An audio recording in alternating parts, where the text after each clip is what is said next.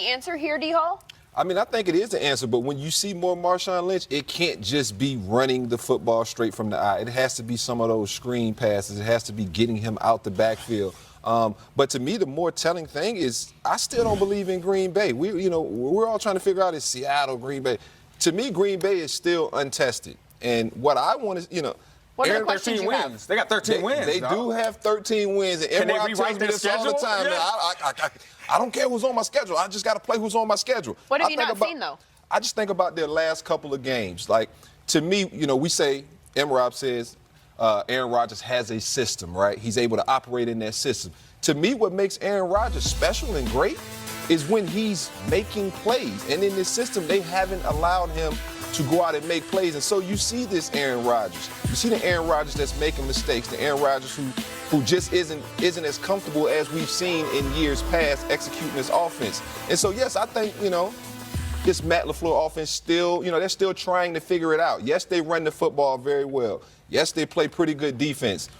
But it's nothing about this Green Bay team that screams, hey, we can win a Super Bowl. And Seattle, I've seen them. They're battle-tested.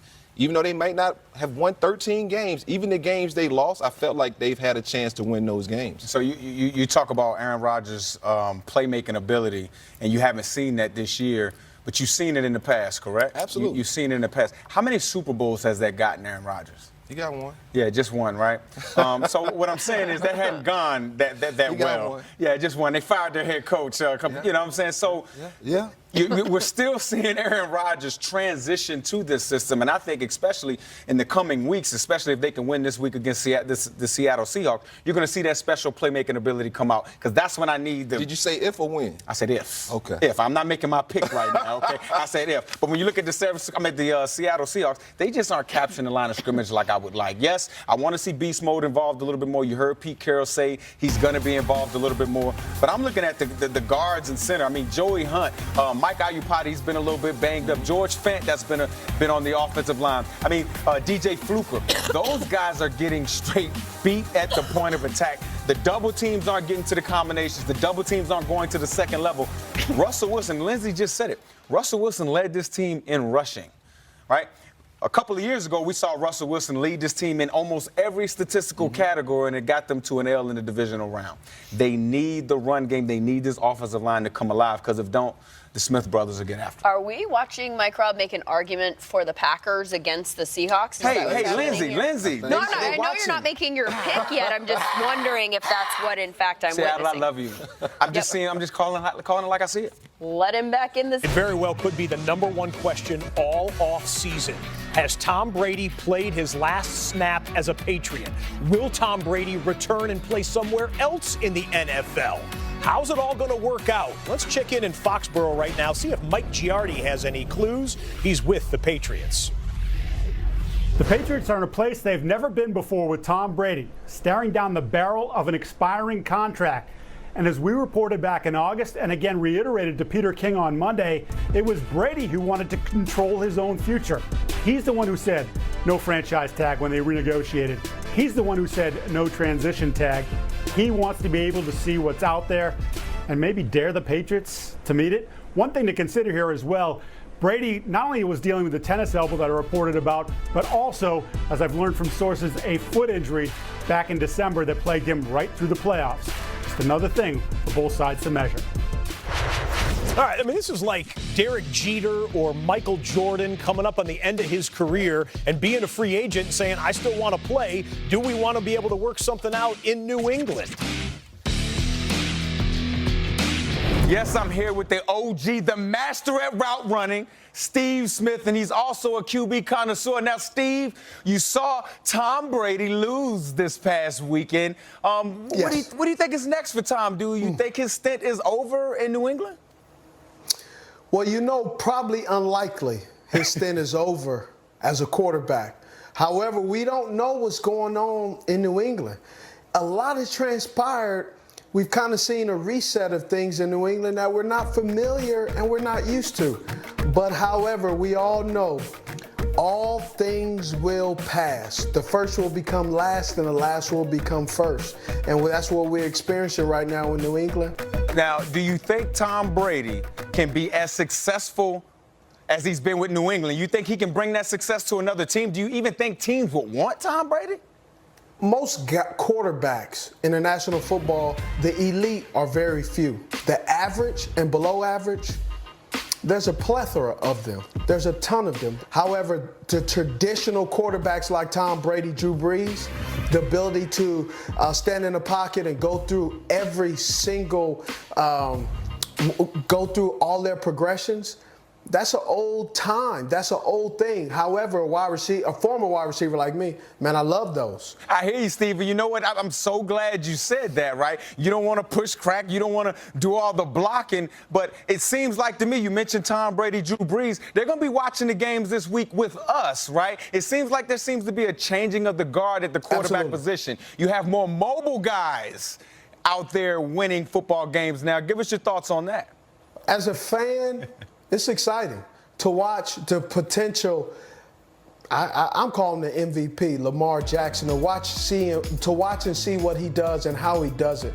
To watch and see some of these other guys and what they can and can't do. If you're going to ask Tom Brady to do what Lamar Jackson has done, I mean, you wouldn't see a Tom Brady at, 40, 42 years old. That just doesn't happen. But Lamar Jackson is changing it. Deshaun Watson is changing it. Josh Allen is changing it. Russell Wilson is changing it. Those guys are carrying their team. Patrick Mahomes, the ability to throw on the run and awkward throwing positions. I mean, it's becoming something that you're seeing that our league is changing. Well, you know, I'm just happy to hear, you know, my OG, my big homie at the network, and Steve Smith, you know, you were a guy that was always about the pocket, guys. You know what I mean? And to hear you give a little well, thanks. Here's why. Why is that? Can I tell you why? Why is that? You know, I'm be honest. I'm gonna say what some guys are afraid to say, or they're concerned about it. I'm a wide receiver. When they ask you to negotiate or renegotiate or restructure, they don't say, well, we didn't give you as many passes. That all plays into the restructuring and also contract conversations.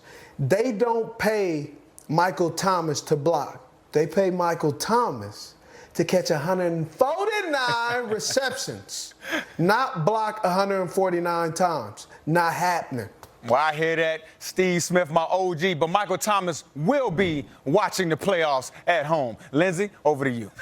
Yeah, Warner says that McCarthy should consider keeping Kellen Moore.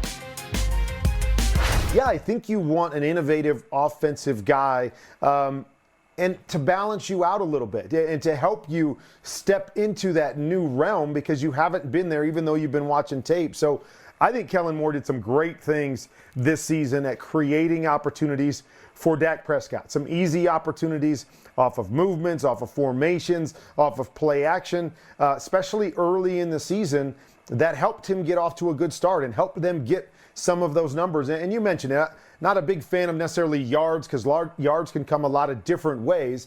But at the same time, yards means you are having success. You are moving the football. And the Dallas Cowboys did that extremely well this year. Another offensive coordinator in the news today, Josh McDaniels. He is free now to talk to anyone who is interested in acquiring his services. Ian Rappaport, is anyone interested in acquiring his services? All of the teams are interested in acquiring Josh McDaniels' services. And this is different, Lindsay, from the way it was in previous years. The Patriots lost.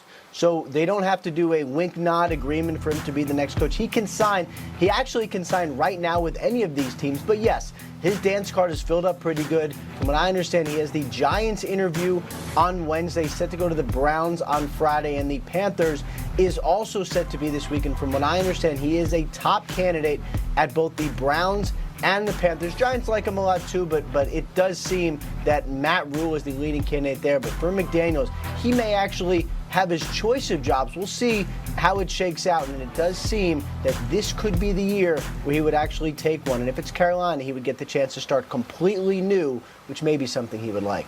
Very interesting. Ian Rappaport, thank you very much. Scott? Well, Lindsay, Wildcard Weekend was the most watched weekend of football since the Super Bowl. We had 3 road teams winning. Breeze and Brady both got knocked out this weekend. Here are the top 5 moments from Wildcard Weekend. M-Rob, you can chime in on this one. D-Hall, you too. Let's start off with play number 5.